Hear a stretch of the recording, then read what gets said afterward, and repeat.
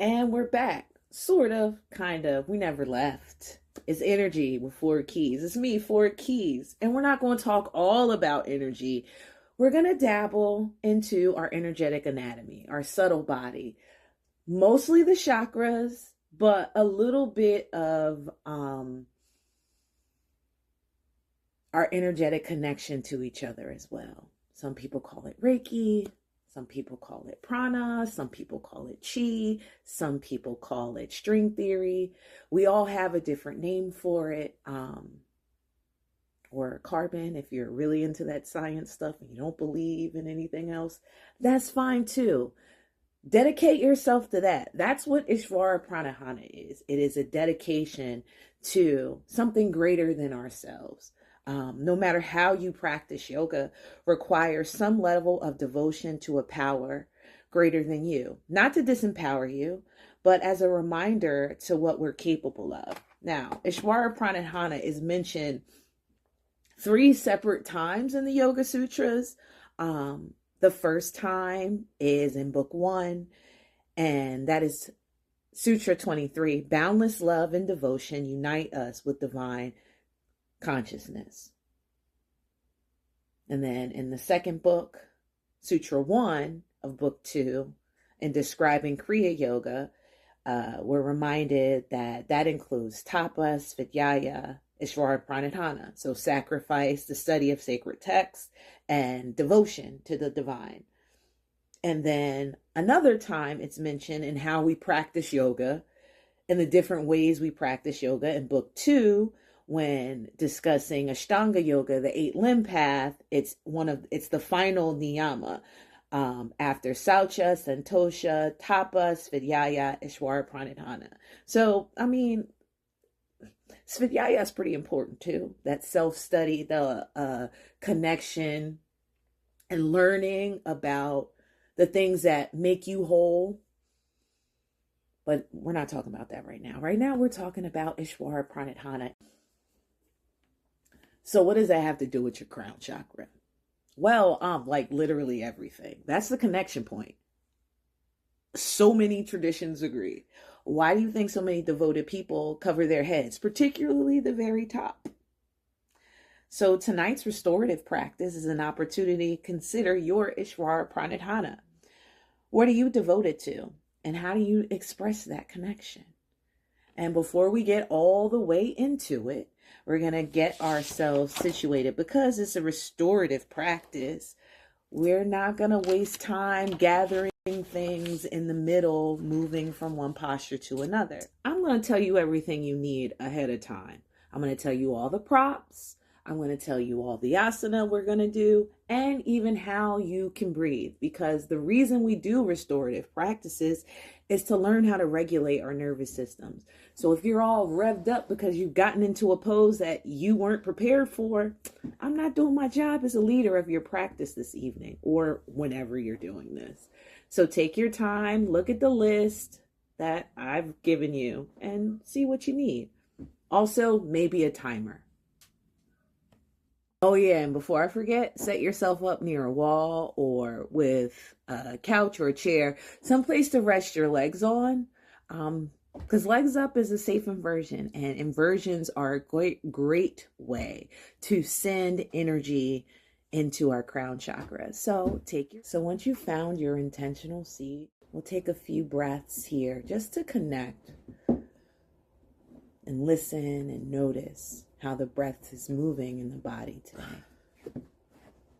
And this is the moment where you ask yourself, really, truly, is pranayama in your practice today? If you are experiencing any respiratory issues, even if that's seasonal, I invite you to sit this one out. I advise you to sit this one out. Remember, every cue I give is an invitation, not a demand. That includes pranayama. So if respiration is a struggle for you today, I invite you to take a few moments, this next few moments in your intentional seat, to just find your intentional breath. Nadi Shodhana is sometimes called alternate nostril breathing, and it's a pranayama used to regulate the energy flow of the body by inhaling in through one nostril and exhaling through the other, and then vice versa. We work to balance the energy moving on through the left side of our body and into the right. So the cycle begins as you exhale through your right nostril, and then you'll inhale through the right. Let go of your left nostril and exhale. Hold down your right nostril. Inhale through your left nostril. Hold down your left nostril. Let go of your right nostril and exhale.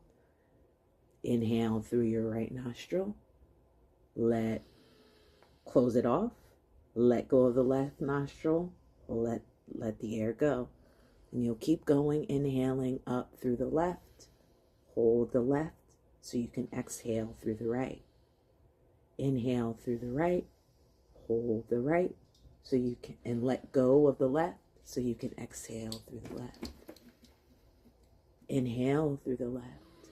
Hold the left. Let go of the right so you can exhale through the right. Inhale up through the right. Let go of the left.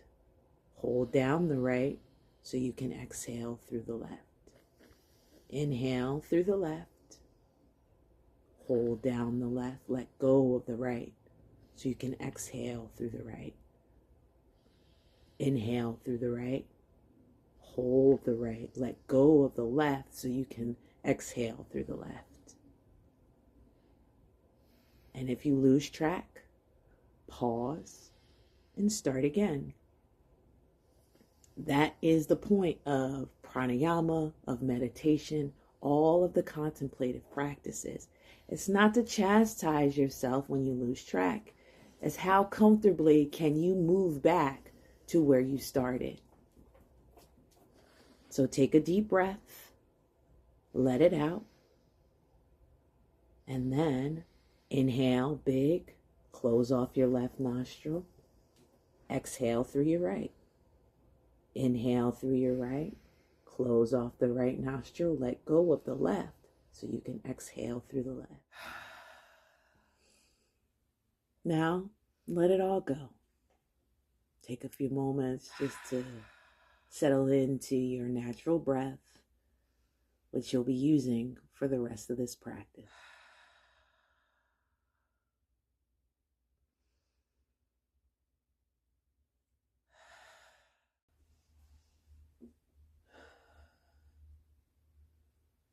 So our next postures will be some supported forward folds. Now I'll give you a couple options here no matter how your body is positioned from the beginning of your practice. So if you started in a seat, well, we all started in a seat, right?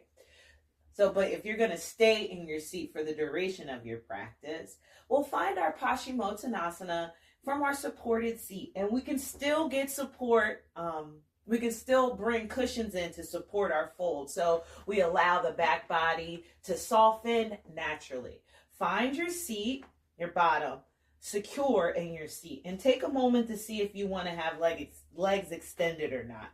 Be careful with your knees whether you're seated in a chair or on the ground, that your knees are supported, that your knees don't drop down below your thighs. So keep a soft bend in your knees. And then we'll bring in whatever cushions you have. I have this long one that I know is going to support my chest and allow me to softly drape over. Now in these poses, we want our bodies to drape. So I have a lot of space here between my chin and my cushion. I'll bring in an extra pillow. You can roll up a towel or a blanket. Make sure the neck is allowed to soften. So maybe you would like to have a little bit more sensation in your forward fold. You can come to a supported balasana, a child's pose. I'll take the chair away and come all the way down to the ground. Cushion up your knees for this balasana. So use a towel or a blanket if you're in your bed. No extra cushions necessary, right?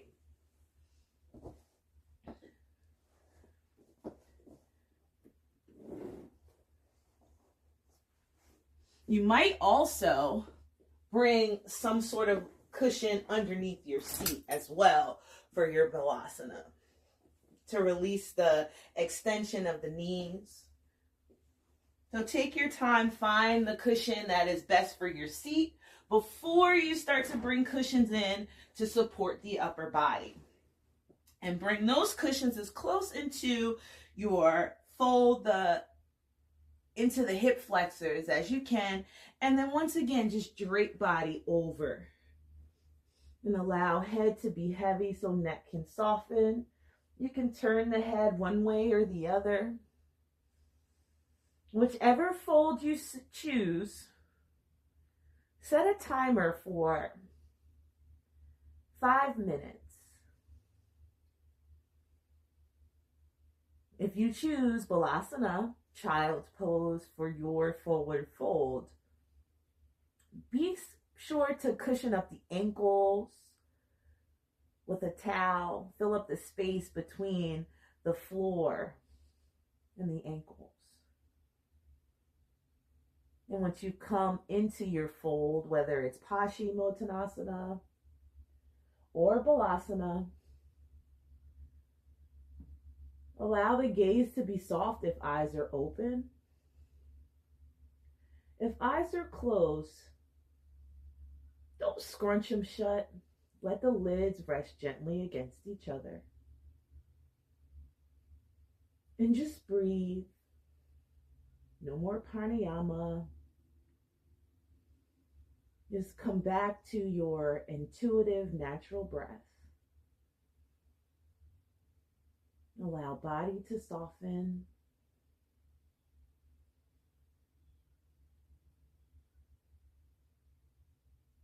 And surrender to the moment.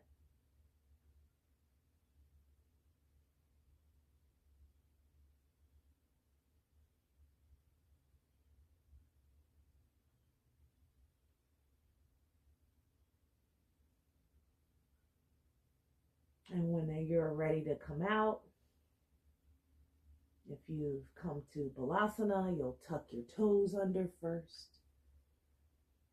And gently walk hands up so you can lift the head, lift the chest, lift the shoulders. Roll yourself up. If you're in your Paschimottanasana, whether you are in a seat or on the ground, take your time rolling the upper body up so shoulders stack over hips. Give yourself a moment of pause for spine to neutralize. And we'll make our way into our next posture. Our next posture is legs up. And if you don't want to fool with getting your legs up the wall, that's fine. Just pile your cushions up on the floor, on the bed, wherever you are. Bring your seat, your bottom, as close to that pile of cushions as you can before you start laying your back down. We want to keep the feet rested and planted so that the low back is supported. We don't get any strain. And we're allowed the back to soften naturally. The belly can soften naturally. And the pelvis might even start to release and tip up. Once the upper body is fully supported, then we bring the legs up to rest on whatever cushions we brought. Now my chair is at the end of my mat, so it's keeping the cushions from rolling away. So make sure that your cushions are supported by something so that your legs can soften naturally. If you have to hold your belly to keep your legs lifted, the pose isn't going to work. So make sure that your legs are supported in a way that allows your whole upper body to soften. That might mean you cross your ankles. If you have a strap or a resistance band, you might bring that band around the thighs to keep the thighs together so that your legs and hips can really relax and release. And you'll find a comfortable place for the arms alongside the body, or let the palms rest so you stay connected with your breath.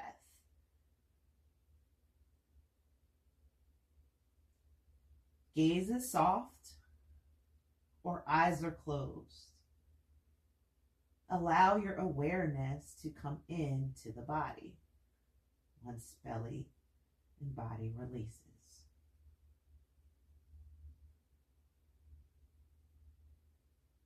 Or maybe you want to go all the way legs up the wall. Or up your couch because you set your mat up with the intention to do so.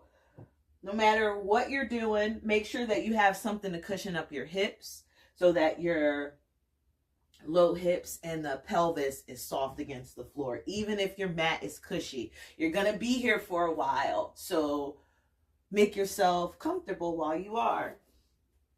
So you'll bring yourself as close to the wall as possible with that, whatever your dominant leg is, it'll give you a little bit more support. So I have my left leg up. So this is going to be a fun watch because that's not my dominant side. So you'll bring yourself as close to the wall as you can and then slide yourself down towards the floor. Extend that leg that is closest to the wall, up the wall, and then the other one will follow. Scoot yourself forward so that your hips are, your bottom is as close to the wall as you can go. And then once you're there, let the knees soften. So if you're rested on the couch, make sure that the hips to the knees are comfortable and supported. And then find a place for the arms to rest. If you come to legs all the way up and you have a sandbag and a friend to support you, to supervise, you might bring that sandbag or some sort of weight on the bottoms of the feet. Don't do it if you're alone because it's dangerous if something falls from that high to land on you no matter where you are. So if you don't have any supervision or support, no sandbag on your feet. You could put a sandbag on your hips to get that same sort of grounding sensation. Sandbag on the hips is helpful no matter which version of legs up you're in.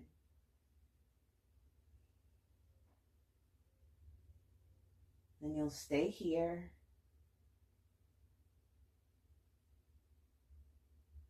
for 7 to 9 minutes.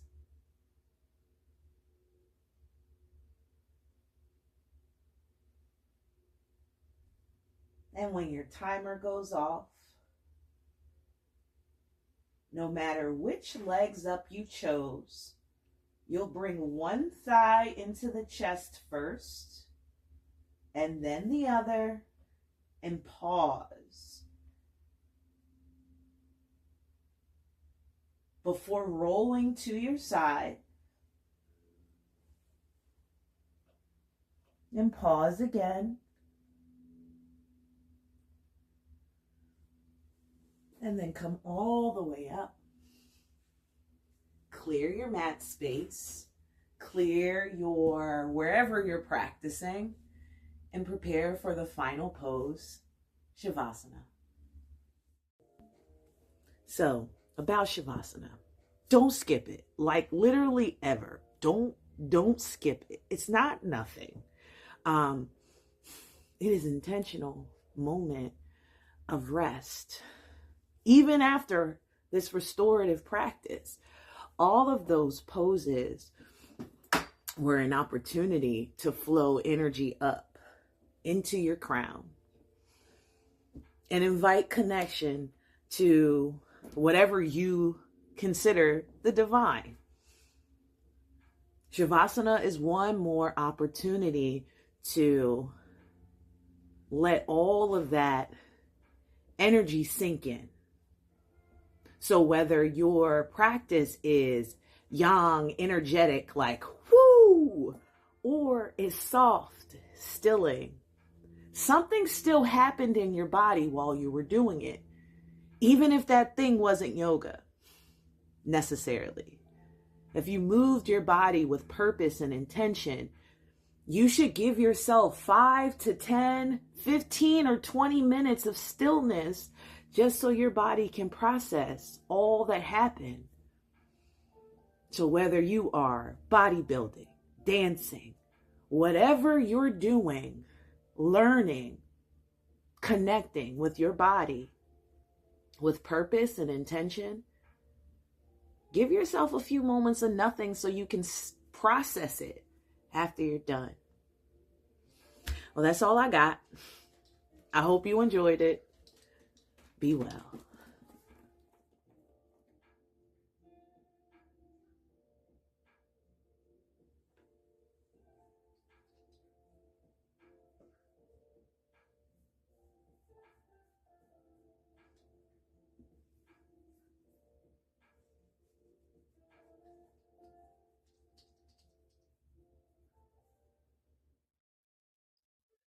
Well, that's all I got for now. If you liked it, great.